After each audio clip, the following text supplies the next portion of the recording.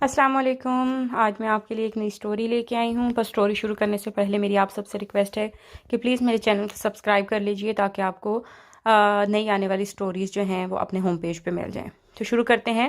آج کی اسٹوری ہے ابلیس اور اس کو لکھا ہے نمرہ احمد نے۔ یہ کہانی جو میں آپ کو سنانے جا رہی ہوں، یہ کہانی نہیں بلکہ میں تو صرف اس کہانی کی ایک خاموش تماشائی ہوں۔ میرا یعنی حلیمہ داؤد کا نام تو اس داستان کے کسی پڑھنے والے کے لیے شاید یاد رکھنے کے قابل بھی نہ ہو، مگر ان دو کرداروں کا ضرور ہوگا جنہیں میں نے اس خوبصورت ناموں سے جانتی ہوں، فلزہ ابراہیم اور رضا حیات خان۔ میں نے ان دونوں کو بہت قریب سے دیکھا ہے، اور ایسے دیکھا ہے جیسے کسی نے نہ دیکھا ہوگا۔ اسی لیے آج میں ایک بات کہنے کے قابل ہوئی ہوں، وہ بات جس کو میں ہمیشہ جھٹلاتی تھی کہ شک کا فائدہ ہر ایک کو نہیں دینا چاہیے۔ ہر شے کی ایک حد ہوتی ہے، اور جب وہ حد پار کر لی جائے تو اس اسلف السالفین کو شک کا فائدہ نہیں دینا چاہیے۔ اصولوں پر سمجھوتے نہیں کیا کرتے، اور جو یہ کرتے ہیں وہ اپنے ساتھ بہت غلط کرتے ہیں۔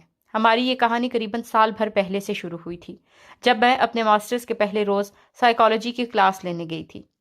میں نے زندگی میں کبھی اتنا پن ڈراپ سائلنس نہیں دیکھا تھا جو اس روز کلاس میں چھایا تھا۔ گردنیں سحر زدہ سی اس شخص کی طرف اٹھی ہوئی تھیں جو ہمارے سائیکالوجی کے پروفیسر تھے، پروفیسر جو وہ کہیں سے نہیں لگتے تھے۔ میں بھی اس محصور ہوئی اکثریت کے ساتھ تھی، اور ان سب کی طرح میں بھی کچھ نہیں لکھ پا رہی تھی۔ نوٹس لینے کا ہوش ہی کسے تھا؟ وہ تھے ہی ایسے شخص کے جن کے سامنے نگاہ ٹھہرتی ہی نہ تھی۔ وہ روسٹرم پر کھڑے اپنے سنجیدہ انداز میں لیکچر دے رہے تھے۔ تیکھے نکوش، خوبصورت آنکھیں، صاف رنگت، جھیل سے پیچھے کیے بال، قیمتی اور نفیس ایش گرے ٹو پیس میں ملبوس، وہ بلا کے ہینڈسم تھے۔ صرف وجاہت نہیں، ایک اور کشش بھی ان کے اندر تھی جو مقابل کو اندھے منہ گرا دیتی تھی۔ وہ کشش کیا تھی میں اسے کوئی نام نہ دے سکی تھی، بس کوئی مقناطیسی اثر تھا جو ان کے گرد پھیلا تھا۔ وہ اس مقناطیسیت سے کوئی بھی محفوظ نہیں رہا تھا۔ کلاس ختم ہوئی تو سب کے لبوں پر ایک ہی نام تھا، سر رضا حیات خان۔ اس روز مجھے پہلی دفعہ پروفیسر رضا کا نام معلوم ہوا تھا۔ وہ ینگ تھے، اسمارٹ تھے، اور ان کے حصے مزاح بہت زبردست تھی۔ ان کے لیکچر میں کوئی بور نہیں ہو سکتا تھا۔ کچھ اس شخصیت کا فسون تھا اور کچھ کمال گفتار۔ وہ اپنے موضوع پر مکمل عبور رکھتے تھے، اور وہ کبھی لاجواب نہیں ہوتے تھے۔ ان سے پوچھے جانے والے ہر سوال کا جواب سائل کو ہمیشہ بر وقت ملتا تھا۔ عمر میں وہ زیادہ نہ تھے، ایم فل کیے ہوئے تھے، پھر بھی انہیں زیادہ عرصہ نہیں گزرا تھا، اور یونیورسٹی سے وہ 5 برس سے منسلک تھے۔ ہم تو ان کے پرستار بن ہی گئے تھے۔ ہمارے سینئرز کا تو اور برا حال تھا۔ پورے ڈپارٹمنٹ میں اگر کسی کا چرچا تھا تو وہ سر رضا تھے۔ ان سے میرا باقاعدہ تعارف ان کی دوسری کلاس میں ہوا، جب انہوں نے تمام طلبہ سے اپنا نام بتانے کی درخواست کی۔ جب میری باری آئی تو میں قدرے جھجک کر کھڑی تھی۔ سر، میرا نام حلیمہ داؤد ہے۔ انہوں نے جواباً مجھے ہلکی نرم سی مسکراہٹ دی۔ میں دھڑکتے دل کے ساتھ واپس نشست پر بیٹھی۔ ان کی وہ مسکراہٹ میری متاع جان بن گئی۔ وہ میرے لیے مسکرائے، میرا نام سن کر مسکرائے۔ مجھے لگتا تھا میں کبھی اس لمحے سے نکل نہیں سکوں گی، مگر صبر اے دل، ابھی اور بھی بہت سے لمحے آنے تھے۔ اس روز باہر زوروں کی بارش ہو رہی تھی اور اندر ہماری کلاس جاری تھی۔ آج وہ سائیکالوجی سے ہٹ کر بات کرنے کے موڈ میں تھے، اور ہم مسور لوگ تو بند آنکھوں میں ان کی پیروی کیا کرتے تھے۔ کون بتائے گا کہ انسان کی شناخت کن چیزوں سے ہوتی ہے؟ وہ چہرہ قدر جھکا کر مائک میں بولے تو بہت سے ہاتھ فضا میں بلند ہوئے۔ انسان کی شناخت اس کے نام سے ہوتی ہے سر، اس کے ملک سے، قبیلے یا ذات سے، رسم و رواج سے، زبان سے، اس کے کردار اور خصوصیات سے، کسی اچھے یا برے کارنامے سے۔ وہ مسکرا کر ایک ایک کی سنتے گئے۔ دفتن میں نے اپنا کمزور سا ہاتھ بلند کیا۔ جانے اتنے لوگوں میں انہیں میرا ہاتھ کہاں سے نظر آ گیا؟ جی حلیمہ داؤد، آپ بتائیں۔ انسان کی شناخت کسی شے سے ہوتی ہے۔ بہت سی گردنیں میری جانب گھوم گئیں۔ میں نے یہ مشکل تھوک نگلا۔ سب کے سامنے بولنا میرے لیے ہمیشہ کٹھن رہا تھا، مگر پروفیسر رضا کی ہمت افزا مسکراہٹ میرے اندر نئی روح پھونک گئی۔ دین سے میں ہکلا کر بولی تو ان کے میرے چہرے پر چمک سی آئی۔ فائنلی حلیمہ نے وہ بات کہی ہے جس کے سننے کا میں منتظر تھا۔ ہم شناخت کے معاملے میں دین کو کیسے اسکپ کر سکتے ہیں؟ دراصل یہ سوشل سائنسز کا ایک اہم سوال ہے کہ ہم اپنی انسانی شناخت کی بات کرتے ہیں تو دین کو کیوں بھلا دیتے ہیں؟ وہ اپنے مخصوص پرکشش انداز میں ہاتھ ہلا کر کہہ رہے تھے، اور میں بس اس ایک فکرے پر ہی ٹھہر گئی۔ فائنلی حلیمہ نے وہ بات کہی ہے جس کے سننے میں منتظر تھا۔ باہر گرتی بارش کے قطرے میرے دل کو بھگونے لگے تھے۔ مجھے لگ رہا تھا میں ابھی رو دوں گی۔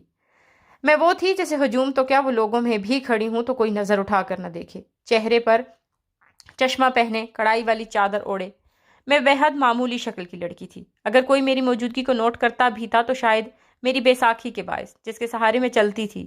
ایک حادثے میں کئی برس قبل میری دائیں ٹانگ مفلوج ہو گئی تھی اور اب میرا واحد سہارا میری بے ساکھی تھی۔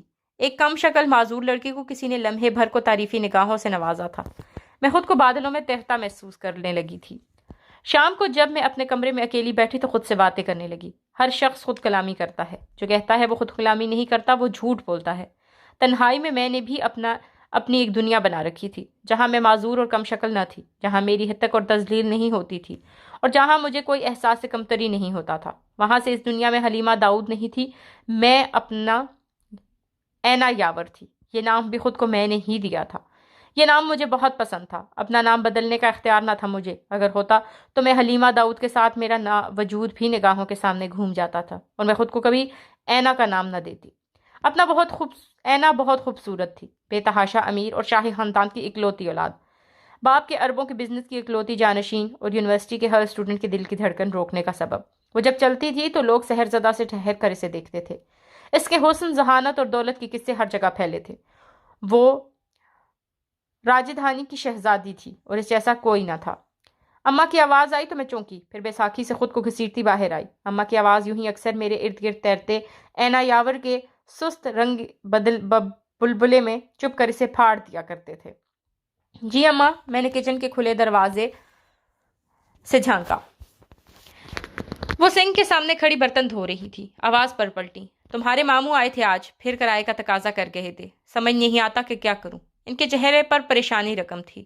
ہم جس گھر میں رہتے تھے اس کا کرایہ باقاعدگی سے ماموں کو ادا کرتے تھے کہ نانا کی ملکیت تھا، اور اس کے بعد اب ماموں ان کے مالک تھے۔ اماں کی بیوگی کے آغاز کے چند برسوں میں جب میں بہت چھوٹی تھی، ماموں نے عزائے ہمدردی ہمیں اس گھر میں مفت رہنے دیا تھا۔ تب وہ خود بھی ادھر ہی مقیم تھے۔ F6 والے نئے گھر میں شفٹ ہوئے تو انہیں 5-6 برس ہی ہوئے تھے۔ بعد ازاں وہ ہم سے کرایہ وصول کرنے لگے اور اب وہ ان چند سالوں کی مفت کی رہائش کا کرایہ بھی سکہ رائج الوقت کے پیمانے پر طلب کر رہے تھے۔ ابو کی چھوڑی 2 دکانوں کے کرائے سے ہمارے گھر کا خرچ، مکان کا کرایہ اور میری تعلیم کے اخراجات بمشکل پورے ہوتے تھے۔ اب یہ اضافی خرچ کہاں سے لاتے؟ کوئی اور دن ہوتا تو میں اماں کو تسلی دیتی، مگر آج میں خود بھی خاموش ہو گئی۔ شاید میں ذہنی طور پر اماں کے پاس کچن میں تھی ہی نہیں، بلکہ ابھی تک کلاس روم میں تھی، جہاں بارش کے تڑ تڑا کرتے قطرے بند کھڑکیوں کے شیشوں پر لڑک رہے تھے۔ اماں کافی دیر اپنے مسائل کا رونا روتی رہی، مگر جب میں خاموش سے خلا میں گھورتی رہی تو وہ شکست خوردہ سی اپنے کاموں کی جانب پلٹ گئیں۔ ایک روز میں کلاس کے بعد لائبریری میں بیٹھی پڑھ رہی تھی جب مجھے سامنے کھڑے بک ریک کے پیچھے سے مدھم سی آوازیں سنائی دیں۔ لاشعوری طور پہ میں ان کی جانب متوجہ ہو گئی۔ وہ کسی اور کی نہیں بلکہ پروفیسر رضا کی ہی آواز تھی۔ آپ روئیں مت، آپریشن ہو جائے گا۔ میں کہہ رہا ہوں نا کہ ہو جائے گا۔ میں نے گردن ذرا سی ترچھی کی۔ وہ بک ریک کے عقب میں کھڑے ہاتھ اٹھا کر کسی کو تسلی دے رہے تھے۔ سر، آپریشن نہیں ہو سکے گا، ڈاکٹر نے آج کی آخری تاریخ دی تھی۔ میری بہن مر جائے گی، مجھے کچھ سمجھ نہیں آ رہا۔ وہ روندی آواز میں بولتا زورین تھا، میرا کلاس فیلو۔ میں نے سنا تھا اس کی بہن کی کوئی پیچیدہ سی سرجری ہونی ہے۔ کبھی وقت ہی نہیں ملا کہ مزید تفصیل پوچھتی۔ ویسے بھی میں ان شریف لڑکیوں میں سے تھی جو لڑکوں سے مخاطب نہیں ہوا کرتی تھی۔ اچھا، روم نمبر کیا ہے اس کا؟ وہ اس کے شانے پر ہاتھ رکھے اپنے ازلی نرم انداز میں پوچھنے لگے۔ روم نمبر بتایا اور سر جھکائے آنکھ کا کنارہ انگلی کی نوک سے پہنچا۔ میں نے دیکھا پروفیسر کے چہرے پر سوچ کی گہری پرچھائیاں تھیں۔ میں دھیرے سے سر جھٹک کر پڑھنے لگی، مگر اب کتاب کی طرف ذہن کہاں متوجہ ہونا تھا۔ بمشکل 3 دن گزرے تھے کہ مجھے زورین کیمپس میں ایک جگہ سیڑھیوں پر بیٹھا ملا۔ ساتھ اس کے 2-3 دوست بھی تھے اور وہ کسی بات پر ہاتھ مار کر ہنس رہے تھے۔ مجھے ذرا اچنبھا ہوا، مگر خیر، میں سر جھکائے بے ساکی سے خود کو گھسیٹتی ان کے قریب سے گزری تھی جب زورین کے دوست کی آواز میری سماعت سے ٹکرائی۔ بہت مبارک حضوری، میں گھر پر آنٹی کو مبارکباد دینے بھی آؤں گا۔ ہاں یار، میں بتا نہیں سکتا کہ کتنا پرسکون ہوں۔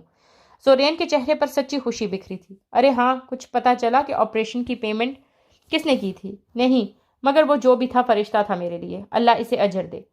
وہ ان سے دور جاتے ہوئے میرے لبوں سے بے اختیار نکلا تھا، آمین۔ زورین بھلے نہ جانتا ہوں، مگر میں جانتی تھی وہ کون تھے۔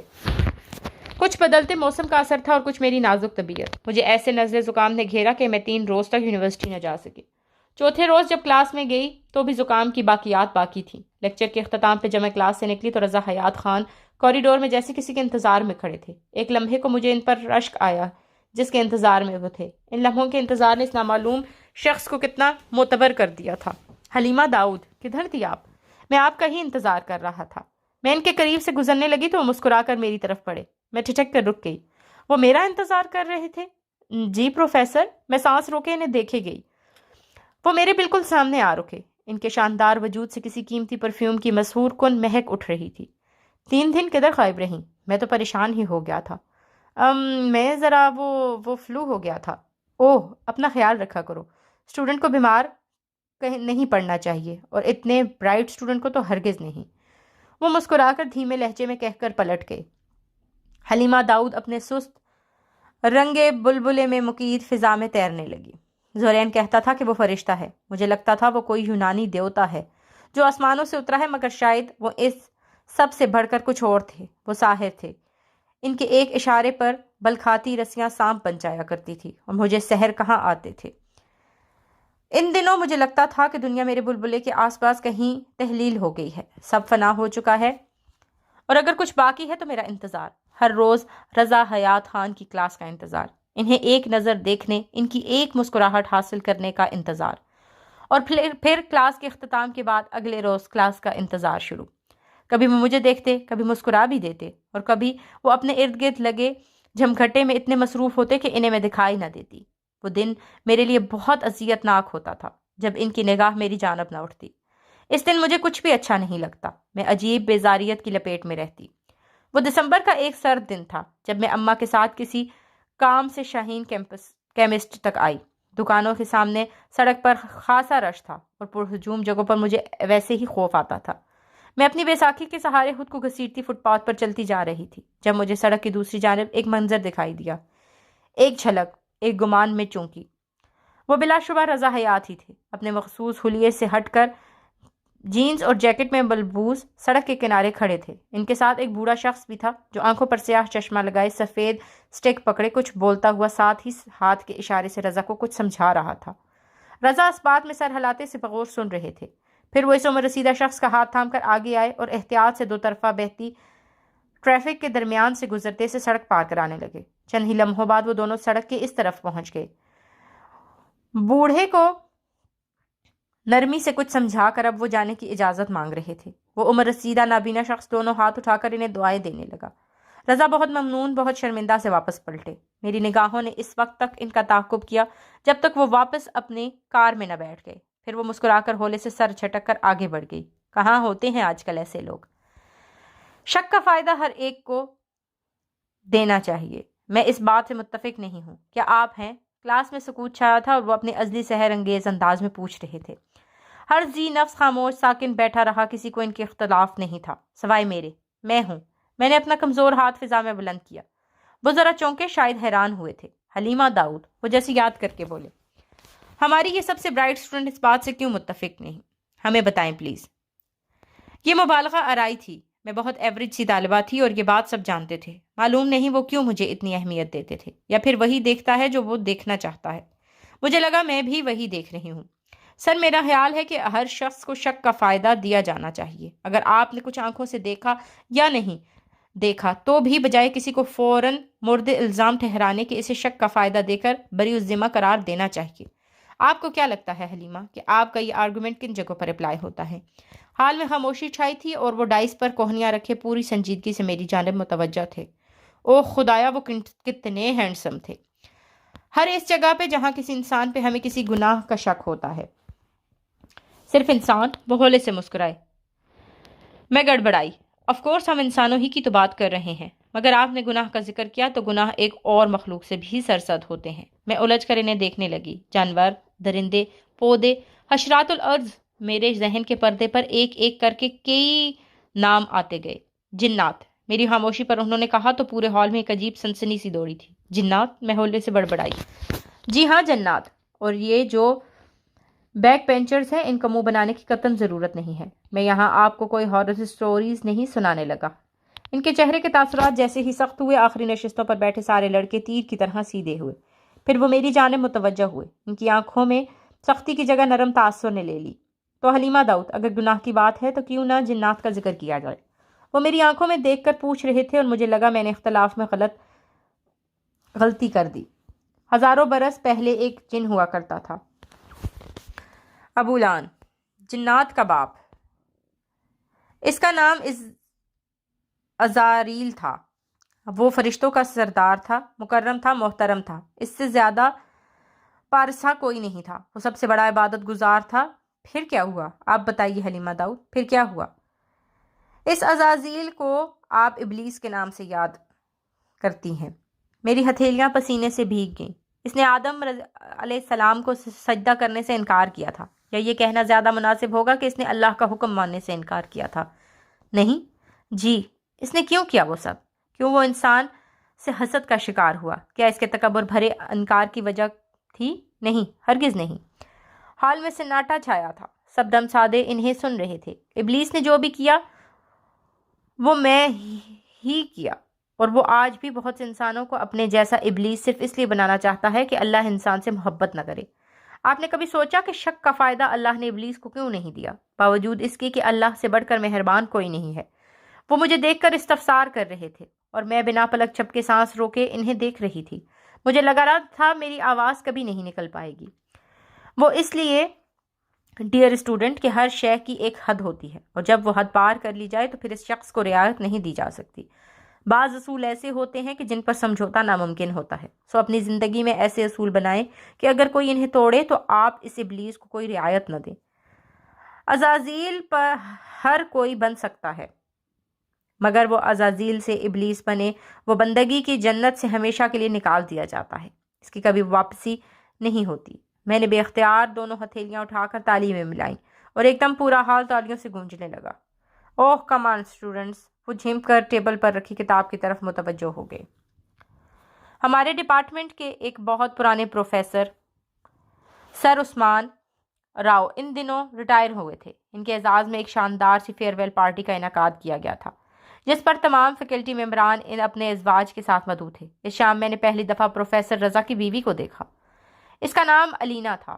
وہ دراز قد اور بھورے گھنگھرالے بالوں والی بے تحاشا حسین لڑکی تھی، جیسے موم کی گڑیا۔ رضا بلیک ڈنر سوٹ میں ملبوس تھے اور وہ ان کے ساتھ سیاہ لباس میں پورے اعتماد کے ساتھ کھڑی بہت خوبصورت لگ رہی تھی۔ کوئی اتنا حسین بھی ہو سکتا ہے؟ 5 برس کا پیارا سا بیٹا ماں کی انگلی تھامے کھڑا تھا۔ وہ تینوں ایک ساتھ اتنے مکمل لگ رہے تھے کہ میں پوری تقریب انہیں تکتے گئی۔ مجھے ان کی بیوی اچھی لگی تھی۔ وہ انہی کی طرح بے حد ملنسار اور شائستہ تھی۔ البتہ میرا ان سے تعارف نہ ہو سکا کہ یہ وہ موقع تھا جب رضا کے ارد گرد پیچھے چھپ جایا کرتی تھی۔ وہ تینوں ایک تصویر کھنچوانے کے لیے ساتھ کھڑے ہوئے تھے اور کیمرہ پکڑے زورین ان کے کہنے پر مسکرائے۔ فلیش کی روشنی میں ان کی رنگت دمکنے لگی۔ کھٹا کھٹ بہت سے اسٹوڈنٹ ان کی تصاویر لینے کے لگے اور وہ ریڈ کارپٹ پر فوٹو شوٹ کروانے والے اسٹار سیلیبریٹیز کی مانند ہر طرف کیمروں اور ایکشن کی چکا چوند روشنیوں سے گھر گئے۔ اپنے موبائل سے بہت دور سے ایک تصویر میں نے بھی لی تھی۔ اس رات میں اس تصویر کو دیکھ کر بہت دیر تک روتی رہی تھی۔ کیا مجھے بتانے کی ضرورت ہے کہ کیوں؟ کوریڈور میں اسٹوڈنٹس آ جا رہے تھے۔ میں اپنی بیساکھی سے خود کو گھسیٹتی آہستہ آہستہ اس آہنی دروازے کی جانب بڑھنے لگی جس پر رضا حیات خان کے نام کی تختی لگی تھی۔ دروازہ نیم وا تھا۔ میں نے 2 دفعہ کھٹکھٹایا، نہ پا کر ذرا سا دھکیلا تو وہ کھلتا چلا جا رہا تھا۔ ان کی کرسی خالی تھی، البتہ ایک خالی کونے پر وہ جانماز بچھائے نماز پڑھ رہے تھے۔ جس پل میں نے دروازہ کھولا وہ اسی پل سجدے میں گئے۔ میرا دل احترام سے بھر گیا۔ ان کے سلام پھیرنے تک میں چوکھٹ میں کھڑی رہی۔ وہ فارغ ہوئے تو سر اٹھایا، چہرے پر حیرت آ گئی۔ میری اتنی برائٹ اسٹوڈنٹ اتنے تکلف ابھی تک دروازے پر کھڑی ہے، اس بات کا مجھے افسوس ہے۔ آئیں بیٹھے نا۔ وہ تاسف و ندامت سے جائے-نماز طے کرتے اٹھ کھڑے ہوئے تھے اور میرے لیے کرسی کھینچی۔ سوری پروفیسر، میں لب کاٹتی دروازہ بند کر کے کرسی تک آئی۔ وہ اب گھوم کر میز کے پیچھے جا کے اپنی ریوالونگ چیئر پر بیٹھ رہے تھے۔ ان کا کوٹ ان کی پشت پر لٹکا تھا اور وہ شرٹ کے آستینے کوہنیوں موڑے، ٹائی کے ناٹ ڈھیلی کیے بہت بے تکلف اور ریلیکس لگ رہے تھے۔ لائیں کتاب دکھائیں، کون سا ٹاپک سمجھنا ہے آپ نے؟ وہ میرے ہاتھ سے کتاب لے کر پلٹنے لگے۔ صبح کلاس کے بعد جب میں نے انہیں بتایا کہ مجھے ایک موضوع کے سمجھنے میں دشواری ہے، انہوں نے فوراً مجھے 1 بجے اپنے آفس میں ملنے کو کہا۔ تو اس میں کیا کچھ سمجھ نہیں آ رہا آپ کو؟ اب وہ سرسری نگاہیں دوڑاتے ہوئے پوچھ رہے تھے۔ سر یہاں سے آگے۔ میں آگے ہو کر انگلی کو اس کے ساتھ بتانے لگی۔ بمشکل 10 منٹ لگے نے مجھے سمجھانے میں اور ساری باتیں میری سمجھ میں آ گئی۔ اب بتائیں چائے لیں گی یا کافی؟ کتاب آگے کر کے انہوں نے ایک طرف رکھ دی۔ دونوں نہیں، پھر جوس تو لیں گی ہی۔ وہ اٹھے اور سائڈ پر ٹی ٹرے سے ایک کین اٹھا کر کھولا اور اپنی شیشے کے گلاس میں انڈھیل دیا۔ تھینک یو، آپ کی وائف بہت اچھی ہیں پروفیسر۔ میں نے اورنج جوس کا ایک گھونٹ بھر کر گلاس میز پر رکھا۔ جانے بھی دو حلیمہ داؤد، انہوں نے ایک مسکراہٹ کے ساتھ سر جھٹکا۔ میں شل رہ گئی۔ کیوں پروفیسر، کیا ہوا؟ اچھی مسلمان لڑکی وہ ہوتی ہے جو سر ڈھانپے، حجاب پہنے۔ اب آپ ہیں، مجھے آپ بالکل اپنی چھوٹی ان کی طرح لگتی ہیں، اور سر ڈھکے تو آپ بہت اچھی لگتی ہیں۔ مگر میری بیوی، ایک تلخ مسکراہٹ ان کے چہرے پر بکھری تھی، میری بیوی میرے نہیں مانتی۔ ان کا مجھے اپنی چھوٹی بہن کہنا مجھے معتبر کر گیا۔ ان کی بیوی کا رویہ دکھی۔ وہ ایسے کیوں کرتی ہیں؟ غرور، اپنی ذات کا زوم، کچھ اپنے باپ کی دولت کا تکبر۔ ایک عام سے پروفیسر ہے، اتنے بڑے باپ کی بیٹی کی شادی کرے گی تو وہ برابری پہ تو کبھی نہیں رکے گی۔ ارینج میرج تھی؟ میں اس وقت سب کچھ سوچنا چاہتی تھی سوائے اس کے کہ میں بہت پرسنل ہو رہی ہوں۔ اوہ نو، لو میرج۔ ان کا وجیح چہرہ و حزن اداسی سے پر تھا۔ میرا دل کٹنے لگا۔ میں آپ کے لیے کچھ کر سکتی ہوں؟ پتہ نہیں حلیمہ، میں اپنے لیے خود کچھ نہیں کر سکتا تو تم کیا کرو گی؟ بعض دفعہ زندگی ایک مقام پر ٹھہر جاتی ہے، سمجھ نہیں آتا کہ کس طرف کو نکلے، آگے یا پیچھے۔ ایسے میں اگر کوئی دل کا بوجھ ہلکا کر دے تو اچھا لگتا ہے۔ تم سے بات کر کے بھی اچھا لگا، اللہ تمہیں خوش رکھے۔ پھر وہ میرے ساتھ ہلکی پھلکی دوسری باتیں کرنے لگے۔ وہ ساعتیں میری زندگی سب سے قیمتی متاع بن گئیں۔ ان کے آفس سے نکلتے وقت میرے ارد گرد میرا سترنگا بلبلا تن چکا تھا۔ میں اسی میں مقید فضا میں تیرتی رہی تھی۔ میں جاگتی آنکھوں سے دن کی روشنی میں پہلی بار اپنا اینا یاور بن گئی تھی۔ اس روز میں نے پہلی دفعہ ایک پچھڑا بنایا تھا، البتہ یہ بات میں اس وقت نہیں جانتی تھی۔ گھر پہنچی تو اماں رو رہی تھیں۔ ماموں آج بہت سی باتیں سنا کر گئے تھے۔ ان کی مطلوبہ رقم کا انتظام نہیں ہو سکا تھا اور وہ اب مجھے اور اماں کو سامان سمیت مکان سے باہر پھینکنے کی دھمکی دے کر گئے تھے۔ خون سفید ہو گیا ہے کرامت بھائی کا، اماں کو بے حسی رلا رہی تھی۔ میرا دل بھی دکھ میں گھرتا گیا۔ عجیب مایوسی کا عالم تھا۔ پریشانی کے باعث رات میں اماں کی حالت بگڑتی گئی تھی۔ بخار نے ایسا آن گھیرا کہ غشی کے دورے پڑنے لگے۔ رات کے تیسرے پہر وہ بمشکل دوا سے کچھ سنبھلی تو میں باہر برآمدے میں آ بیٹھی۔ میرا دم گھٹ رہا تھا۔ پریشانی در پریشانی، ہر مسئلے کے آخر میں اگر مجھے کوئی ایک ایسا شخص نظر آتا جو میری مدد کر سکے تو وہ رضا حیات تھے۔ کیسے اور کیوں میں نہیں جانتی تھی۔ صبح کے 4 بجے بالآخر دل کے ہاتھوں ہار کر میں نے موبائل اٹھایا اور رضا کا نمبر ملایا جو انہوں نے مجھے آفس میں دیا تھا۔ دوسری گھنٹی پہ فون ریسیو کر لیا گیا تھا۔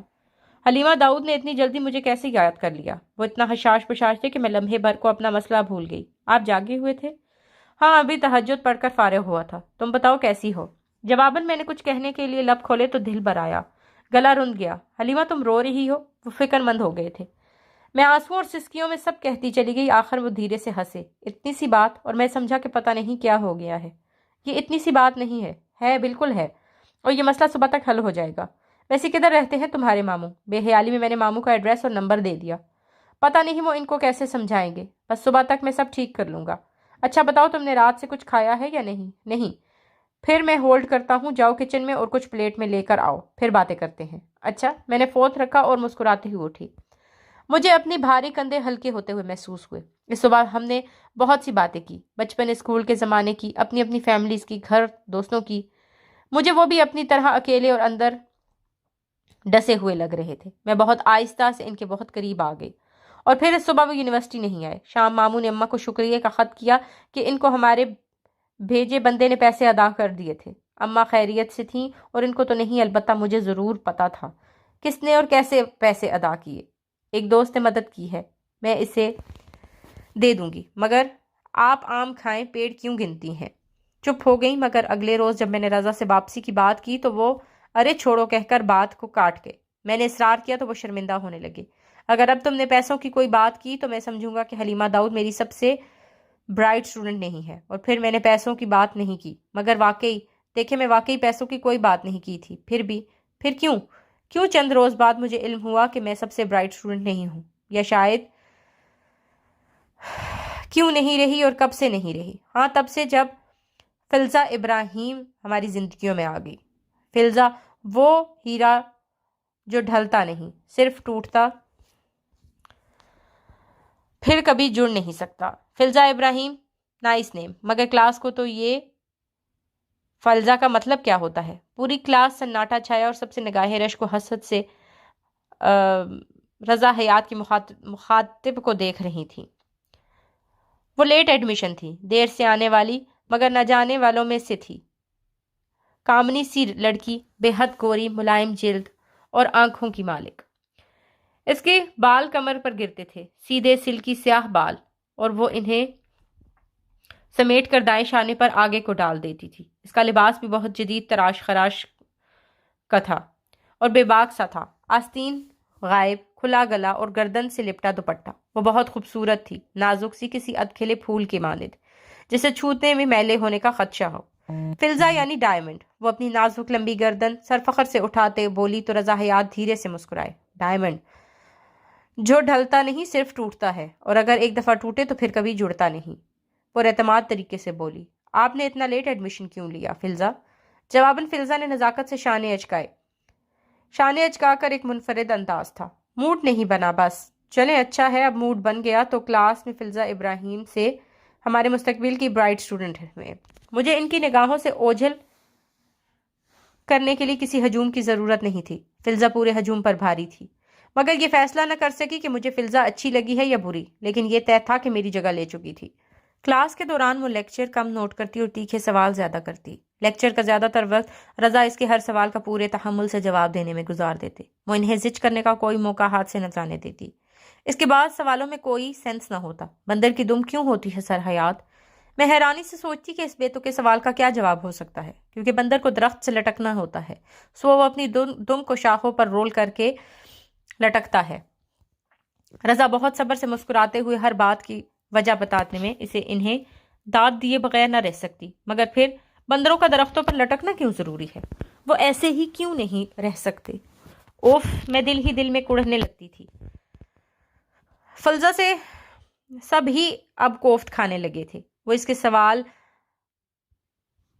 وقت ضائع کرتے تھے اور کچھ نہیں۔ یہ بات سب پر عیاں تھی، پھر بھی رضا اسے جواب ضرور دیتے۔ اب ٹھیک سے یاد نہیں کہ اس روز میں رضا کے آفس کس کام سے گئی تھی، شاید کوئی اسائنمنٹ جمع کرانا تھا۔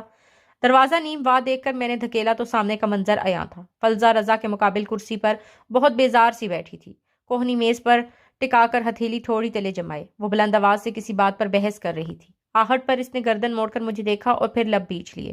آئیے حلیمہ۔ رضا نرمی سے مسکراتے ہوئے کھڑے ہوئے۔ میں چھوٹے چھوٹے قدم اٹھاتی فلزا کی کرسی تک آئی۔ اس کے ساتھ ایک خالی کرسی رکھی تھی۔ رضا نے اس خالی کرسی کی جانب اشارہ کیا، بیٹھیں۔ فلزا ایک دم کھڑی ہوئی، ایک تیکھی نگاہ مجھ پر ڈالی اور اکھڑے اکھڑے لہجے میں بولی، آپ مصروف ہیں تو میں اپنا سوال پھر کلیئر کر لوں گی۔ ارے نہیں فلزا، آپ بیٹھیں، میں نے حلیمہ سے چند ایک رہنے دیں، جا رہی ہوں میں۔ ایک کڑی نگاہ مجھ پر ڈال کر اس نے میز پر رکھا پرس اٹھایا اور ٹھک ٹھک کرتی کمرے سے باہر نکل گئی۔ نہ سمجھ ہے، بچی ہے، تم برا مت ماننا، بیٹھو۔ نہیں پروفیسر، بس یہ اسائنمنٹ۔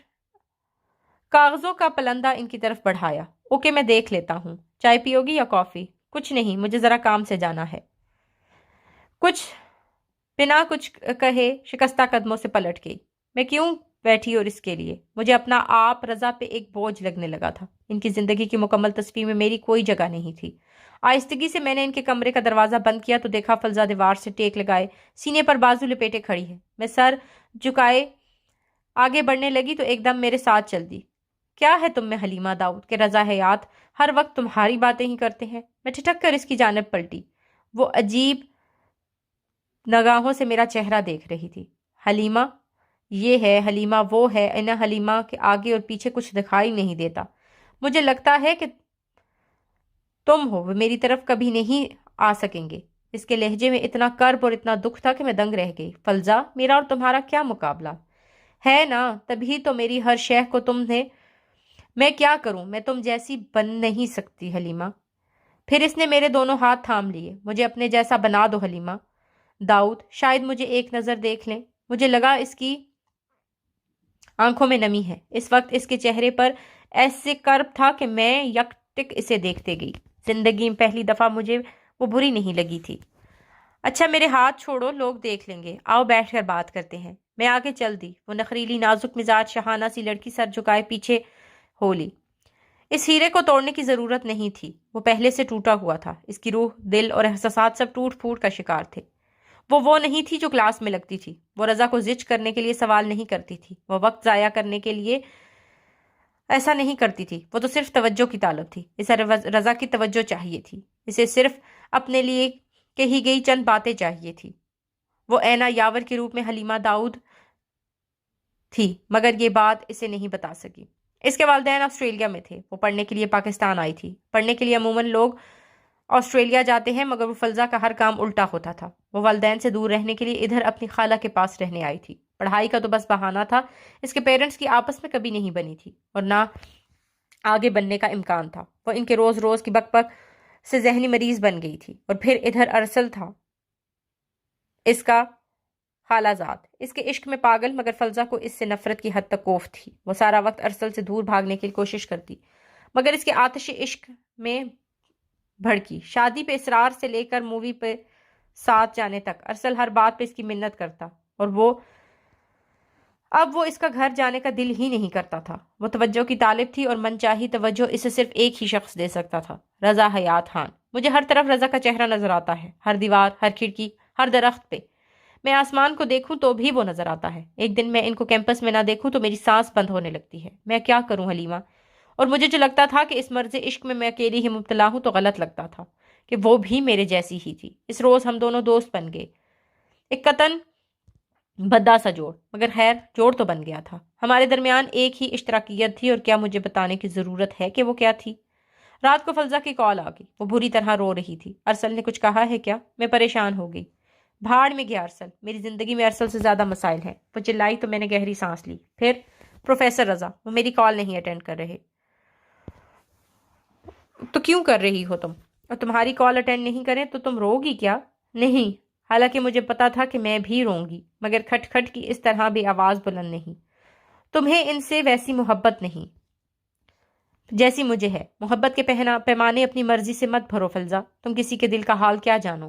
پر وہ تمہیں مجھ سے زیادہ محبت دیتے ہیں، زیادہ عزت دیتے ہیں، تمہیں چھوٹی بہن بولتے ہیں، اور میں تو کہیں نہیں ہوں۔ بہن بولیں، بیٹی بولیں یا اسٹوڈنٹس، ہم دونوں کا رشتہ برابر ہے۔ میں اسے سمجھانے لگی، مگر وہ ضدی لڑکی کہاں سمجھتی تھی۔ پتہ ہے حلیمہ، میری امی میرے ابو سے جب بھی لڑتی تھیں تو انہیں کہتی تھیں کہ سب مرد ایک جیسے ہوتے ہیں، اور جب میں سوچتی تھی شاید واقعی ایسا ہے، مگر اب رضا سے مل کر مجھے لگتا ہے کہ سب مرد ایک جیسے نہیں ہوتے، کچھ مرد رضا جیسے بھی ہوتے ہیں، عورت کو احترام اور عزت دینے والے، نگاہیں جھکا کر رکھنے والے، مضبوط کردار کے سچے مرد۔ بالکل، میرے لبوں پر ایک معصوم مسکراہٹ بکھر گئی۔ رضا ایسے ہی تھے، نگاہیں جھکا کر بات کرنے والے۔ عموماً جب وہ میرے ساتھ مخاطب ہوتے تو مجھے دیکھ کر بھی بات نہیں کرتے تھے، لیکن پتہ نہیں کیوں حلیمہ، میں ان کی بیوی سے بہت جیلس ہوتی ہوں، پتہ نہیں کیوں۔ فون رکھنے سے قبل اس نے کہا تو میں بے اختیار چونکی تھی۔ بہت دن بعد رضا کا فون آیا تو میں بہت خوش ہوئی۔ ہمیں کیسے یاد کر لیا پروفیسر؟ کر تو لیا، وہ دھیرے سے ہنسے۔ گھر میں سب کیسے ہیں؟ اچھے ہیں، تم سناؤ؟ اسپیچ کمپٹیشن میں حصہ لے رہی ہو؟ میں کہاں اچھا بول سکتی ہوں پروفیسر، کوشش تو کر سکتی ہوں۔ جانے دیں، بلکہ فلزا کا نام دے دینا، اچھا بول لیتی ہے۔ یہ تم دونوں کی دوستی کیسے ہوئی؟ وہ حیران ہوئے۔ بس ہو گئی۔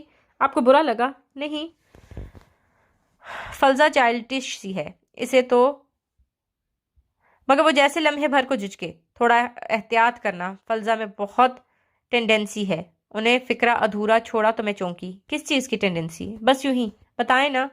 بس یہی جھوٹ بولنے کی، باتیں گھڑنے کی۔ ریئلی؟ میں شاک رہ گئی۔ آپ کو کیسے پتا؟ مجھے پتا ہے، اس نے مجھے اپنے کزن کے بارے میں بتایا تو۔ ارسل؟ ہاں ارسل، وہ دھیرے سے ہنسے۔ کیوں؟ ارسل کیا اس کی طرح پسند کرتا ہے جیسے وہ دعویٰ کرتی ہے؟ حلیمہ داؤد، تم بہت سیدھی ہو۔ انہوں نے گہری سانس لی۔ تم نے اس کی ارسل والی بات پر یقین کر لیا؟ کیوں نہ کرتی؟ حلیمہ، ارسل کوئی نہیں ہے، فلزا کا خالہ زاد کزن نہیں ہے، اس کی خالہ تو میرڈ ہی نہیں ہے۔ کیا؟ میں ششتر رہ گئی۔ اس کے اندر باتیں گھڑنے کی بہت گنجائش ہے، ذرا احتیاط کرنا۔ وہ بس توجہ لینے کے لیے ایسا کرتی ہے۔ اچھا، میں نے فون بند کیا اور سوچ میں ڈوب گئی۔ چند لمحوں بعد ہی فون دوبارہ بجا۔ میں چونکی۔ فلزا کالنگ۔ ہاں فلزا، میں نے فون کون سے لگایا؟ تمہارا نمبر بزی تھا، میں نے رضا کو ٹرائی کیا، ان کا نمبر بھی بزی تھا۔ تم لوگ آپس میں بات کر رہے تھے کیا؟ اس سے کیا فرق پڑتا ہے فلزا؟ باوجود اس کی شدت پسندی نے مجھے اس کی فکر رہتی تھی۔ اگر اس کے ارسل کو گھڑا تھا تو اینا یاور کو میں نے گھڑا تھا۔ اگر وہ جھوٹی تھی تو میں بھی اتنی ہی جھوٹی تھی. فرق یہ پڑتا ہے کہ مجھے کال کرنے کے لیے اس کے پاس وقت نہیں ہے، مگر تمہارے لیے وقت نکل جاتا ہے. وہ حسد کا شکار نہیں تھی، اسے صرف احساس کمتری تھا. انہوں نے صرف تقریری مقابلے کا پوچھنے کے لیے فون کیا. دیکھا دیکھا وہ اندازے کی درستگی پر کھٹاک سے فون رکھ گئی. چند ساعتیں گزری تو پھر اس کی کال آئی. حلیمہ، وہ رو رہی تھی. میں پاگل ہونے لگی ہوں. خود کو سنبھالو فرزہ، وہ تمہارے ٹیچر ہیں، اس لیے کتنا کر سکتے ہیں. بس ایک نظر، ہر دن میں ایک نظر کی تڑپ مجھے اپنے آپ میں نہیں، ان کی تڑپ تھی. تم اس کے بارے میں دوسرے طریقے سے مت سوچو. نہیں سوچتی، اور وہ ایسے بندے ہیں بھی نہیں. وہ تو نظر بھر کے بھی نہیں دیکھتے. کوئی مرد اتنا پارسا بھی ہو سکتا ہے؟ وہ تو ہے نا. ہاں، وہ پھیکی سی ہنسی ہنستی. پتا ہے حلیمہ، اس روز میں ان کے آفس گئی تو وہ نماز پڑھ رہے تھے. میں زمین پر بیٹھ گئی اور ان کے نماز پڑھتے دیکھتی رہی. وہ سجدے میں جھک کے تو میں سانس روکے ان کے اٹھنے کا انتظار کرنے لگی. ان کی نماز اتنی آہستہ دھیمی اور خوبصورت تھی کہ میں بتا نہیں سکتی. سو تو ہے، اور پھر ہم دونوں گھنٹوں رضا کی باتیں کیا کرتے. ہمارے پاس گفتگو کے لائق کوئی اور موضوع رہا ہی نہیں تھا. ہمارے واحد بانڈ نے ہمیں ایک دوسرے سے جوڑ رکھا تھا، اور پھر میں اور فلزہ الگ ہو ہی نہ سکے. مجھے شدید ٹائیفائیڈ نے آن گھیرا اور میں کئی دن تک بستر پر رہی. دواؤں کا ایک ڈھیر تپاتی پر دھرا رہتا اور میں نیم بے ہوشی کی حالت میں کبھی نکل پاتی اور کبھی نہیں. شاید وہ یونیورسٹی سے ناغا کی یہ چھٹا روز تھا جب فلزہ مجھے دیکھنے آئی. دیکھو تو میرے ساتھ کون ہے. اس کی آواز پر خوشی کی رمک تھی. میں نے بوقت آنکھیں کھولی تو دیکھا رضا حیات چوکٹ پہ کھڑے تھے. پروفیسر، میرے لب پھڑپڑائے، آنکھوں میں آنسو اتر آئے. اب رضا آئے ہیں نا تمہیں دیکھنے، اب تم بالکل ٹھیک ہو جاؤ گی. وہ بے تکلفی سے کہتے میرے سرہانے آ بیٹھی. پھر رضا کے لیے ساتھ ہی کرسی کھینچی. آئے رضا، بیٹھے نا. وہ اسی طرح اس کے نام سے پکارتی تھی. کیسی ہیں آپ حلیمہ داؤد؟ ہم سب کو آپ نے پریشان کر دیا. وہ میرے قریب والی کرسی پر آ بیٹھے، دھیمے لہجے میں کہہ رہے تھے. بس میرا گلا رند گیا. میں لیٹی ہی رہی، اٹھنے کی کوشش ہی نہیں کی. اللہ آپ کو صحت دے گا. یہ بیماری کچھ نہیں سوائے اس کے کہ یہ پاک کرنے والی ہے.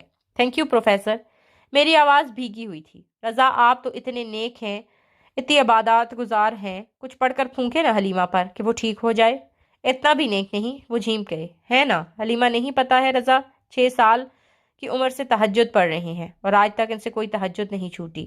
جانے دو فلزہ. وہ شرمندہ ہو گئے اور سوچنے لگی کہ جس شخص کے 27 سال تک کوئی تہجد نہیں رہی ہو، اس کا مقام اللہ کے نزدیک کیا ہوگا.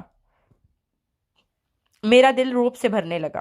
پھر وہ اٹھے اور میرے سر پر ہاتھ رکھ کر کوئی آیت پڑھنے لگے. ان کا عربی لہجہ بہت خوبصورت تھا. چند لمحے بعد وہ خاموش ہوئے اور ہاتھ ہٹا دیا. اب تم ٹھیک ہو جاؤ گی. جاتے ہوئے بس اتنا ہی کہا.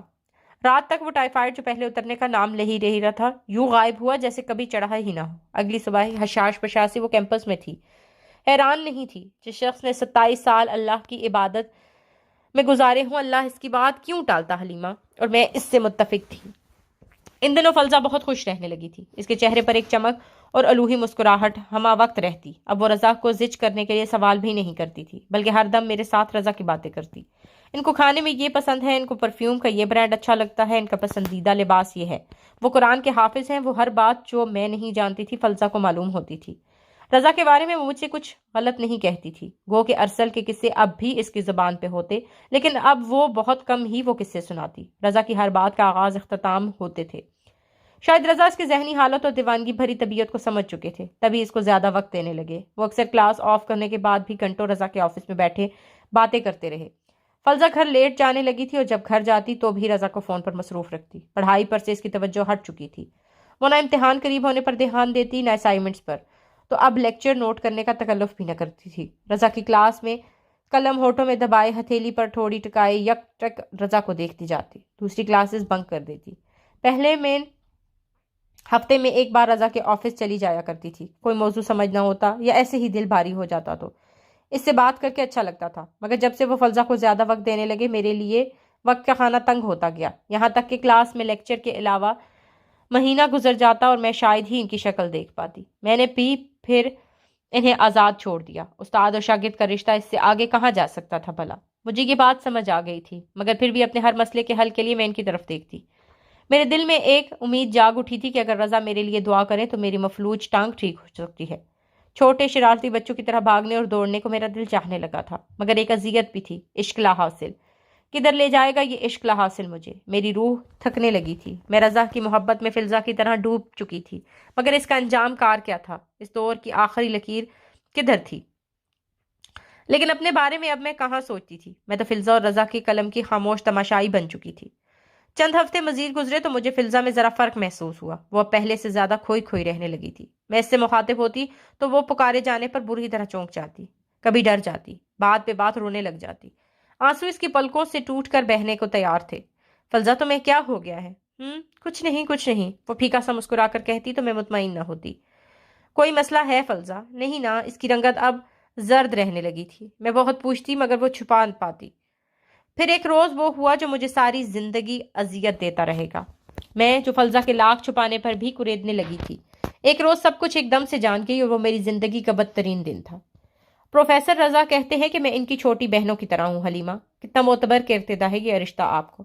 اب میں نہ رضا بھائی بلانے لگی ہوں، وہ خالی رضا بلانے پر ٹوکتے ہیں۔ ہم دونوں لائبریری کے باہر سیڑھیوں پر بیٹھے تھے جب وہ از خود بتانے لگی، ہمارے درمیان اس موضوع کے علاوہ کسی دوسرے پر کبھی بات ہی نہیں ہوتی تھی۔ یہ تو اچھی بات ہے، مگر میں ان کی بیوی سے بہت جیلس ہوتی ہوں حلیمہ۔ ایسا مت سوچو رضا کے بارے میں، تمام مرد ایک سے نہیں ہوتے، وہ تو مجھے پتا ہے، اور رضا بھائی جیسا تو کوئی نہیں ہے۔ جس شخص نے 27 برس تک اللہ کی عبادت کی ہو، اس کو سب معاف ہے نا؟ ہاں، نہیں پتا نہیں۔ میں نے نہ سمجھی میں سر ہلایا، مجھے اس کی بات سمجھ نہیں آئی تھی۔ اچھا چلو کینٹین چلتے ہیں۔ وہ فائل اٹھا کر کھڑی ہوئی تو ایک چھوٹا سا طے شدہ کاغذ اس کی فائل سے گرا اور میرے قدموں میں آن ٹھہرا۔ وہ اپنی دھن میں آگے بڑھ گئی، ویسے بھی وہ ذرا غائب دماغ رہنے لگی تھی۔ آگے پیچھے کا ہوش اسے نہیں رہتا تھا۔ میں نے ہاتھ بڑھا کر کاغذ اٹھایا اور اسے پڑھا۔ فلزا، مگر وہ دور نکل چکی تھی۔ میں نے کاغذ کی تہیں کھولی، شاید اس کا کوئی اسائنمنٹ ہو، میں جمع کروا دوں گی۔ یہی سوچ کر میں نے وہ کاغذ کھولا تھا اور ایک پرنٹڈ کاغذ تھا۔ میں اسے پڑھنے لگی، بار بار پڑھتی گئی، یہاں تک کہ میرے وجود سے جان نکل گئی۔ میری آنکھوں کے آگے اندھیرا چھانے لگا، لیکن پھر میں نے ہمت متجمع کی اور کاغذ اپنے بیگ میں رکھ کر اٹھی۔ فلزا، میں نے اس سے جا لیا، کینٹین نہیں لائبریری چلو۔ کیوں؟ وہ کسی خیال سے چوکی۔ چلو نا، میں اس کا ہاتھ پکڑنے سے کھینچتے ہوئے زبردستی لائبریری کی طرف لے آئی۔ اندر سناٹا چھایا تھا۔ ہم دونوں کتابوں کے ایک ریک کے پاس جا کھڑی ہوئی۔ وہ مجھے پتا تھا کہ مجھے کیا کرنا ہے۔ میں نے کونے میں رکھی ایک کتاب اٹھائی اور فلزا کی طرف مڑی۔ ایک بات پوچھوں، سچ سچ بتانا۔ میں نے بائیں ہاتھ میں اس کا موی ہاتھ سختی سے جکڑ لیا تھا اور وہ بھاگنے نہ پائے۔ ہاں بولو، وہ حیران سی کڑی تھی۔ یہ بچہ کس کا ہے؟ کیا؟ اس نے الجھ کر مجھے دیکھا۔ تم کس کے بچے کو جنم دینے والی ہو؟ تمہاری پریگننسی رپورٹ پازیٹیو آئی ہے۔ نہیں، اس کا رنگ لٹھے کی مانند سفید پڑ گیا۔ بے اختیار اس نے اپنا ہاتھ میرے ہاتھ سے نکالنا چاہا، مگر میں نے گرفت اور مضبوط کر دی۔ بولو، یہ بچہ کس کا ہے؟ میں سرخ آنکھوں سے اس کی آنکھوں میں دیکھ رہی تھی۔ نہیں، اس کا رنگ نچڑ چکا تھا۔ وہ بے جان لاش بنی پتھرائی ہوئی مجھے دیکھ رہی تھی۔ نام بتاؤ مجھے اس کا، کون ہے وہ؟ وہ بار بار لب کھولتی پھر بند کر دیتی۔ فلزا، جواب دو۔ میں نے اسے جھنجھوڑ ڈالا۔ ارسل کا، بمشکل وہ بول پائی۔ جھوٹ، تمہارا ارسل نام کا کوئی کزن ہی نہیں۔ نہیں، اس کی آنکھوں میں خوف اتر آیا۔ وہ اپنا ہاتھ چھڑانے کی صحیح کرنے لگی۔ یہ قرآن ہے، اس پر ہاتھ رکھ کر بتاؤ یہ بچہ کس کا ہے؟ کس کے ساتھ کیا ہے تم نے گناہ؟ میں نے اس کا ہاتھ زبردستی اپنے ہاتھ میں پکڑی ہوئی کتاب پہ رکھا تو وہ ایک دم وحشت زدہ سی ہو کر تڑپنے لگی۔ وہ محض ایک عام سی کتاب تھی، مگر فلسفہ اسے قرآن سمجھ کر لرز اٹھی تھی۔ نہیں، وہ خود کو چھڑانا چاہتی تھی مگر چھڑا نہیں پا رہی تھی۔ نام بتاؤ فلسفہ، بس نام۔ وہ رونے لگ گئی، میری منتیں کرنے لگ گئی میں اسے چھوڑ دوں، مگر جب میری گرفت سے خود کو نہ چھڑا سکی تو ایک دم اس کے لبوں سے گھٹی گھٹی سی چیخ نکلی تھی۔ میں نے جان بوجھ کر نہیں، اس نے مجھے مجبور کیا، زبردستی۔ کون ہے وہ؟ وہ اس کے کچھ کہنے سے پہلے ہی اس کا جواب جانتی تھی۔ رضا حیات خان۔ میں نے اس کا ہاتھ چھوڑ دیا۔ وہ بے دم سی پیچھے دیوار سے جا لگی اور وحشت سے پھٹی آنکھوں کے مجھے دیکھنے لگی۔ وہ شاید خود پہ یقین نہیں کر رہی تھی۔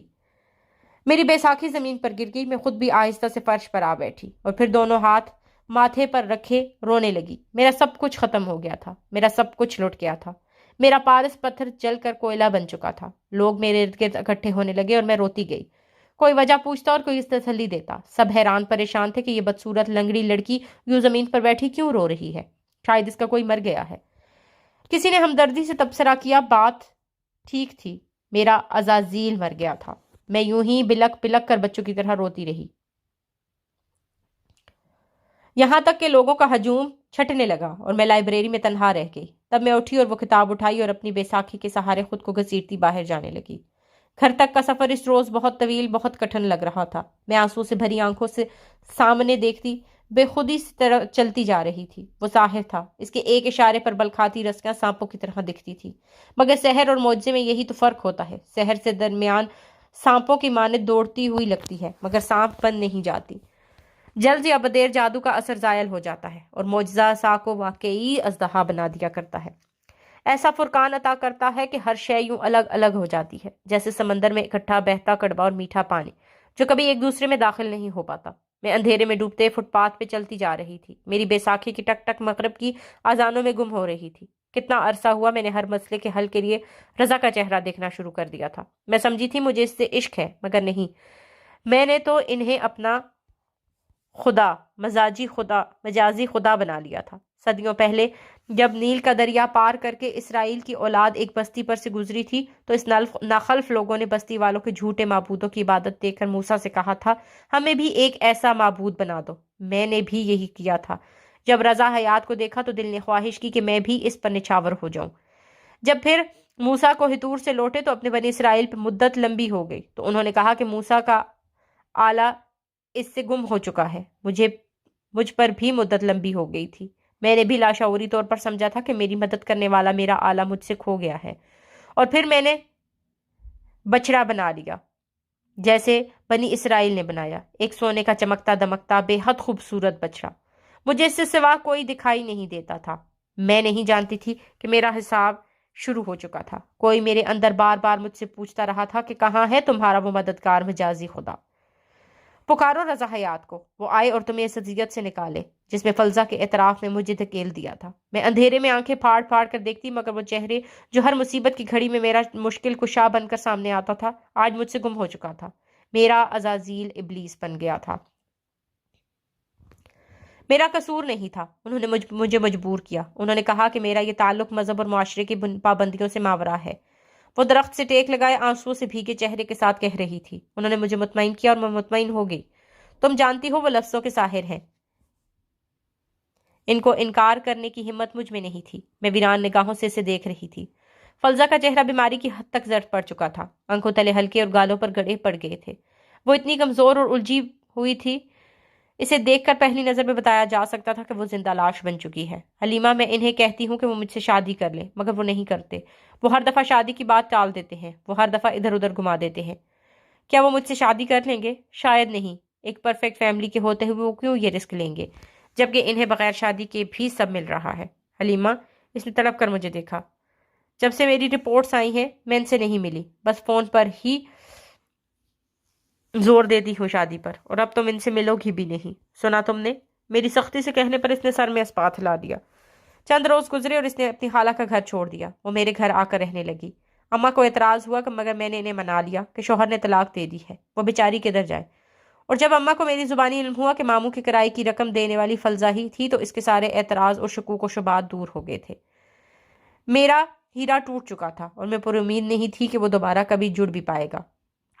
زرد چہرہ اور نڈھال وجود لیے وہ یا تو بستر پر پڑی خلاؤں میں گورتی رہتی یا پھر آواز آنسوؤں سے روتی رہتی۔ زندگی فلزا کے لیے ختم ہو چکی تھی۔ رضا اب اس کی کال بھی اٹینڈ نہیں کرتے تھے، وہ اس کی آواز سننے کو تڑپ گئی تھی، مر رہی تھی مگر وہ بہت مصروف تھے۔ آج کل وہ ایک مائگریشن کروا کے آنے والی لڑکی ردا قاسم کے ساتھ دیکھے جاتے تھے، مگر اتنے نیک شریف اور پارسا پروفیسر کے ساتھ ظاہر ہے ردا قاسم صرف اس لیے دیکھی جاتی تھی کیونکہ وہ اسے آنے والی ڈیبیٹ کمپٹیشن کی تیاری کروا رہے تھے، اور اسی لیے اکثر جب ردا ان کے آفس میں ہوتی تو دروازہ اندر سے لاکڈ ملتا تھا۔ میں جانتی ہوں وہ لڑکیوں کو اپنے آفس میں گھیر کر کیا کرتے ہیں۔ فلزا درد سے رو پڑی تھی۔ میں سب جانتی ہوں مگر میری بات پر کوئی یقین نہیں کرے گا۔ وہ یوں ہی بلکتی رہتی اور میں خالی خالی نظروں سے اسے دیکھتی رہتی۔ دنیا صرف اسی لیے نہیں لٹی تھی۔ سر، ہم نے سنا ہے کہ آپ قرآن بہت اچھا پڑھتے ہیں، پلیز ہمیں بھی سنائے نا۔ ردا قاسم ہمیشہ کی طرح چہک رہی تھی اور رضا جو کتاب کھول کر لیکچر شروع کرتے ہی والے تھے ذرا سا جھیم کے، اب ایسی بھی کوئی بات نہیں ہے، پلیز سر، پلیز پروفیسر سنا دینا، سر رضا پلیز۔ بہت ساری منت بھری آوازیں گونجی اور لڑکیوں نے دوپٹوں سے سر ڈھکنا شروع کر دیا تو وہ گہری سانس لے کر مائک کے قریب ہوئے۔ میں بنا پلک چھپ کے ویران نگاہوں سے ان کا ہینڈسم چہرہ دیکھ رہی تھی، کوئی ملال، کوئی شرمندگی، کوئی احساس سے گناہ، کیا کچھ بھی تھا ادھر؟ وہ ذرا سا کھنگار کر تسمیہ پڑھنے لگے۔ ان کی خوبصورت آواز کا سحر پورے ماحول پر چھانے لگا۔ بہت سی لڑکیوں کی آنکھوں میں آنسو آ گئے تھے۔ ہر شخص اس سما میں بند گیا تھا سوائے میرے۔ میں بہت غور سے ان کا چہرہ کھوج رہی تھی، کہیں کوئی احساس گناہ رقم تھا یا نہیں، یا کیا واقعی انسان کے اعمال میں اس کی پیشانی پر نہیں لکھے جاتے۔ وہ اتنے پرسکون، نیک اور پارسا لگ رہے تھے جتنا پہلے لگتے تھے۔ یہی تو فرق ہے سحر اور معجزے میں۔ سحر صرف آنکھوں کا دھوکہ ہوتا ہے، اور میری آنکھیں اب دھوکے کی عادی ہو چکی تھیں۔ فلزا اب الجھ کر میرا چہرہ دیکھ رہی تھی۔ اب وہ میری منتوں ترلوں کے باوجود مجھ سے شادی پر راضی نہیں ہوتے، تو اس طرح کیسے ہو گئے؟ تم کوشش تو کرو، تم خود ہی تو کیا کرتی تھی کہ کبھی جا کر تم ان کی بیوی کو سب کچھ بتا دو گی۔ میں تو غصے میں کہتی تھی، بھلا ان کی بیوی میرا یقین کیوں کرے گی؟ وہ میری تجوید پر حیران تھی۔ ان کی بیوی تمہارا یقین کیوں نہیں کرے گی؟ یہ شک بھی رضا نے ڈالا ہے تمہارے ذہن میں۔ تم پر اعتماد ہو کر ان سے بات کرو، وہ اس دھمکی پر ضرور ڈریں گے۔ اس شش و پنج میں مبتلا دیکھ کر میں اسے سمجھانے لگی۔ بہت دیر بعد اسے میری بات سمجھ میں آ گئی۔ تمہارے نمبر سے کال اٹینڈ نہیں کر رہے تو تم میرے PTCL سے کال کر لو۔ فون کا ریسیور کریڈل سے اٹھا کر میں نے اس کے ہاتھ میں تھمایا اور اسے الجھتا چھوڑ کر باہر چلی گئی۔ اماں گھر پر نہیں تھی۔ میں برآمدے میں تنہا بیٹھ گئی۔ سامنے میز پر چند لمحے میں سوچتی رہی، پھر آہستہ سے ریسیور اٹھا لیا۔ میرے اندر موجود رضا حیات کی محبت میں ڈوبی لڑکی مسلسل فلزا کو جھوٹا کہہ رہی تھی۔ شک کے باعث مجھ سے رہا نہ کیا اور میں نے سماعت ان کی گفتگو کی طرف لگا دی۔ غیر اخلاقی حرکت تو تھی، مگر شاید اس سے کوئی فائدہ ہو جائے۔ وہ کہہ رہے تھے، کس نمبر سے کال کر رہی ہو فلزا؟ حلیمہ کے لینڈ لائن سے۔ میں آج کل اس کے پاس رہنے لگی ہوں۔ وہ چند ثانے کی خاموشی ہو گئی۔ رضا مجھ سے شادی کر لیں ورنہ میں برباد ہو جاؤں گی۔ تم برباد ہو چکی ہو فلزا، میں نے دل میں سوچا تھا۔ فلزا، کوئی تمہارا کچھ نہیں بگاڑ سکتا۔ آپ مجھ سے شادی کر لیں، وہ میری ہدایت کے مطابق کہہ رہی تھی۔ ساری زندگی پڑی ہے شادی کے لیے، ابھی کوئی اور بات کرو۔ ٹھیک ہے، اگر آپ مجھ سے شادی نہیں کریں تو میں آپ کی وائف کو سب کچھ بتا دوں گی، یہ بھی کہ میں آپ کے بچے کی۔ تم ایسا کچھ نہیں کرو گی، وہ تیزی سے بولے۔ پھر مجھ سے شادی کر لیں، وہ اصرار کر رہی تھی۔ رضا چند لمحے کچھ سوچے، پھر دھیرے سے بولے، تم نے حلیمہ کو تو کچھ نہیں بتایا؟ بے فکر رہیں، آپ کی اس ڈارک سیکرٹ سے کوئی واقف نہیں، وہ تلخی سے بولی۔ ٹھیک ہے، ہم کل شادی کر رہے ہیں۔ کل رات 8 بجے تم بلو ایریا پہنچ جاؤ، وہاں مرسیڈیز کے شو روم کے سامنے سڑک کے کنارے کھڑی ہو جانا۔ میں تمہیں وہیں سے پک کر لوں گا۔ وہاں سے ہم میرے دوست کے گھر چلیں گے جہاں نکاح ہوگا، ٹھیک؟ جی۔ وہ گنگ سی ہو گئی۔ لیکن اگر تم نے حلیمہ سمیت کسی کو بھی بتایا کل رات تو تم مجھ سے ملنے آؤ گی، تو شادی تو چھوڑو، میں تم سے بات بھی نہیں کروں گا۔ ٹھیک ہے، میں نے آہستہ سے ریسیور کریڈل پر رکھ دیا۔ 10 منٹ بعد جب میں واپس کمرے میں آئی تو فلزا کا چہرہ خوشی سے چمک رہا تھا۔ وہ مجھ سے شادی کر لے گا؟ کب؟ کچھ دن تک۔ وہ مسکرا کر ٹال گئی اور میں اسے دیکھتی رہ گئی۔ وہ آج بھی رضا حیات کی داسی تھی، اس کے حکم پر آنکھیں بند کر کے عمل کرنے والی، اس کے فرمان کے مطابق مجھ سے جھوٹ بولنے والی۔ مجھے خالہ کی طرف چھوڑ دینا، میرے پیرنٹس آ رہے ہیں، مجھے ان سے ملنا ہے۔ اگلی شام جب میں نے اس سے دانستہ بتایا کہ میں ماموں کی طرف جا رہی ہوں تو وہ فوراً بولی، پھر تیار ہونے لگی۔ ہلکے گلابی رنگ کی شلوار قمیض کے اوپر اس نے گلابی شفون کا دوپٹہ پھیلا کر لے لیا تھا، بال کھول کر دائیں شانے پر آگے کو ڈالے اور آنکھوں میں کاجل دھکایا، کانوں میں ننھے ننھے ٹاپس پہنے اور بہت پیاری لگ رہی تھی۔ میں نے ٹیکسی میں اسے اس کی خالہ کے گھر کے قریب مارکیٹ میں چھوڑا۔ تم جاؤ، میں آگے خود چلی جاؤں گی، وہ اتر کر بولی تو میں نے سر ہلا دیا۔ پھر میری ہدایت کے مطابق ٹیکسی والا ایک راؤنڈ لے کر واپس ادھر آیا تو فلزا دور ایک اور ٹیکسی میں بیٹھ چکی تھی۔ میں نے 500 کا نوٹ نکال کر ٹیکسی والے کی طرف بڑھایا، اس لڑکی کا پیچھا کرو، یہ بلو ایریا جا رہی ہے۔ کافی فاصلے سے اس کے تعاقب کے بعد فریسکو بیکری کے سامنے کھڑی تھی، جہاں وہاں اندھیرا تھا۔ فلزا مجھ سے دور مرسیڈیز کے شو روم کے سامنے منتظر کھڑی آتی جاتی گاڑیوں کو دیکھ رہی تھی۔ وہ مجھے نہیں دیکھ سکتی تھی، مگر میں اسے بغور دیکھ رہی تھی۔ رات گہری ہو رہی تھی۔ میں نے گھڑی دیکھی، 8:01 تھا۔ تبھی میں نے دور سے آتی کار کی ہیڈ لائٹس دیکھی۔ وہ کار مخالف سمت سے بہت تیزی سے آ رہی تھی۔ اس کی ہیڈ لائٹس آخری حد تک روشن تھی، اس کی رفتار خطرناک حد تک تیز تھی۔ فلزا، میرے لب پھڑپھڑائے، بے اختیار میں نے دل پر ہاتھ رکھا۔ تیز رفتار کار نے فلزا کے قریب آئی۔ فلزا اور میں نے ایک ساتھ ڈرائیور کا چہرہ دیکھا تھا، اور وہ چہرہ دیکھ کر فلزا کی آنکھوں کی جوت چل اٹھے تھے۔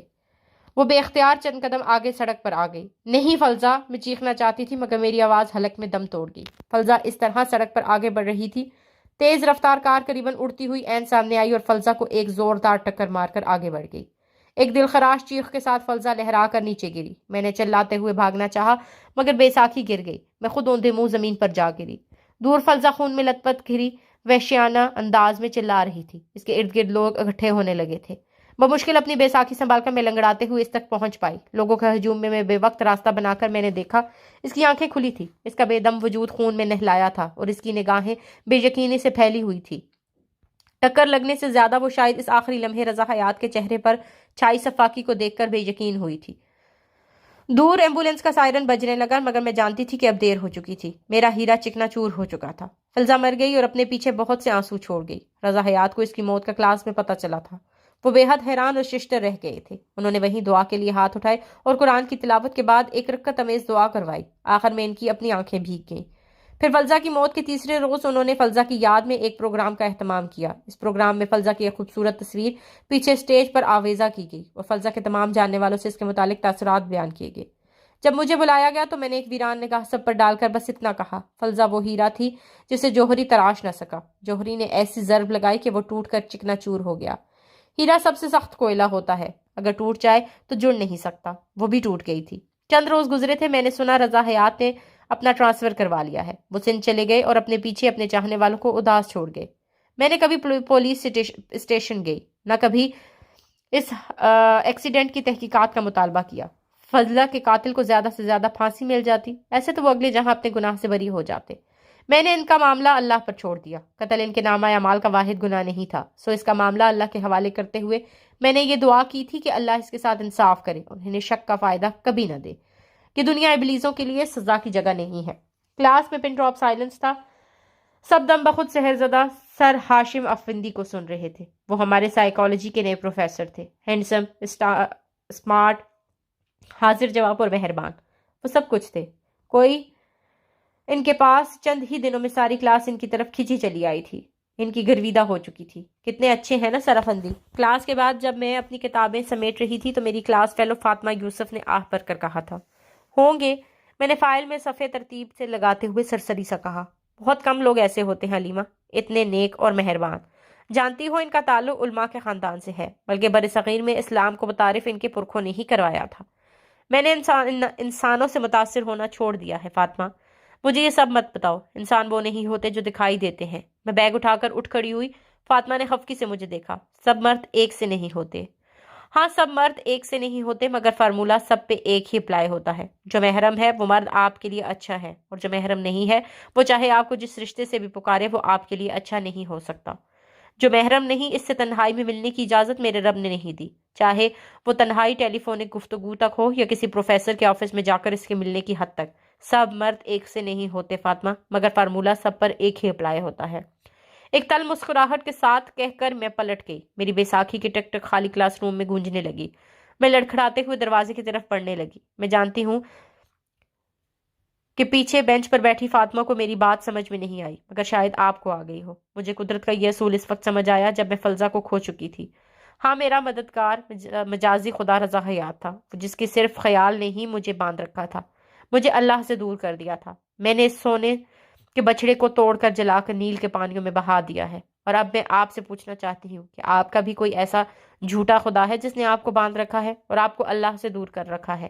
اگر ہے تو اسے ابھی توڑ ڈالیں۔ نصیحت پھر بعد میں آپ کے پاس نہیں آئے گی، بعد میں صرف عذاب آتا ہے۔